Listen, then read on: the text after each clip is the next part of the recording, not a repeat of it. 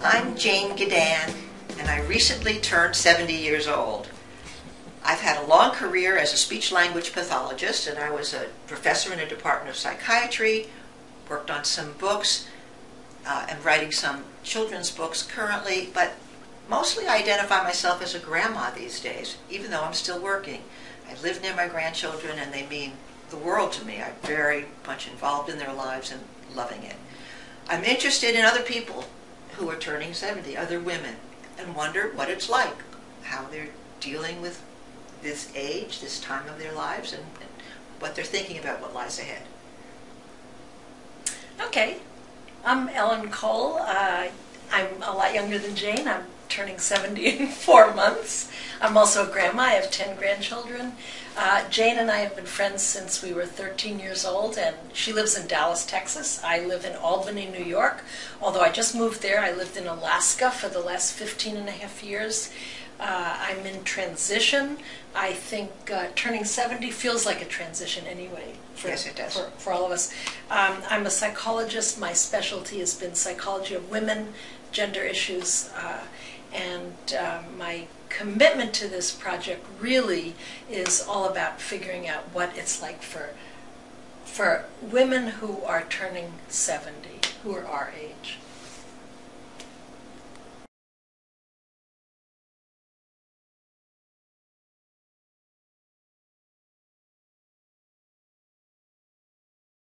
You know, I'm really interested in flourishing, and I think we have a particular, almost like mission.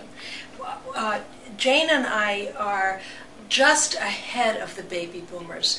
We're the first generation of women who are professionals in large numbers of women our age, born in 1940, 1941.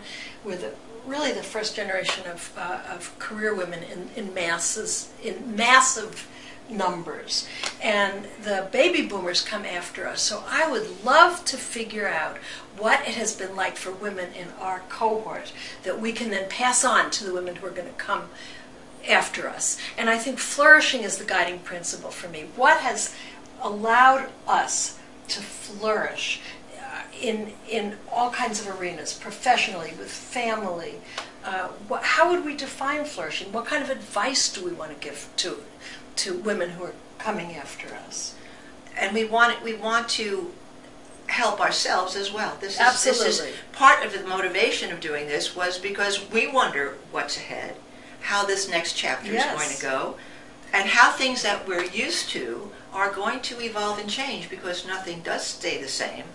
Family, marriage, relationship with our children and grandchildren, all of these will continue to shift, and we're interested in looking at it and hearing from other people how that goes. Exactly, and I really believe in the power of sharing, and I think if we can share our stories, you and I can share our stories, other women can share their stories with us, we have something to tell. And there are people who kind of want to know. A lot of people are asking when they hear about this blog, they're offering ideas and say, don't forget to tell people to mention this or that. So there is an interest in this story. Yeah, and I want to know.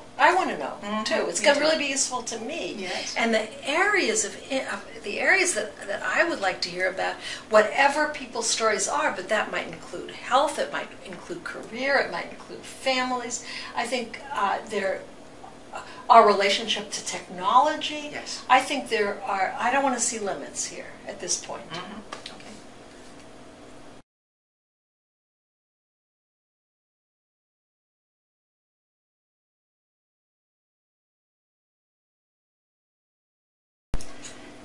Here's what we're hoping for in this blog.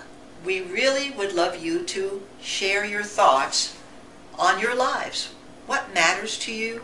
Mm-hmm. You who are turning 70, already 70, from all parts of society. We really want a diverse sampling of people from all walks of life. And we would like to know what's going on with you. Just let us know, share. And read what other people have written as well. And this can become a conversation place, a community of thought and feeling and ideas, hopefully an inspiration to us in return. Nice. Oh, I like that word, inspiration. There are two ways that you can communicate. One is on the blog site, there's a box and you could write comments, you could write anonymously, or you could put your name, it's up to you, or you could just email us, and you'll see on the blog there's information about how to email us. And if you email us, we will then post your comments on the blog, and we will take your name out if you'd like, and we'll take identifying information out if you want. The main point for us is just to share stories.